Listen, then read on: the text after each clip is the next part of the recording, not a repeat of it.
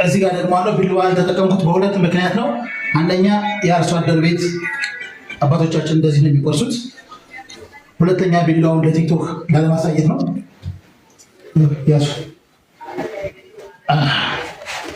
ያዝ እንግዲህ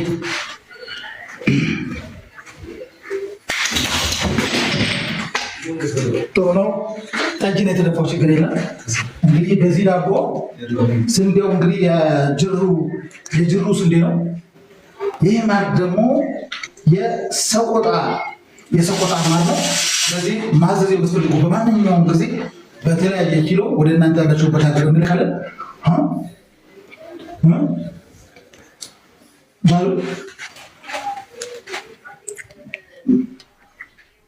ይሄ የሰቆጣ ማር ነው። ሰቆጣ ማር ለማታውቁ የማር ምርታቸው ላስተንጨምሮ የማር ምርታቸው በጣም የሚገርም ነው።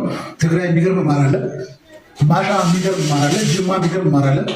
ሐመር የሚገርም ማር አለ። ሙርሲ የሚገርም ማር አለ።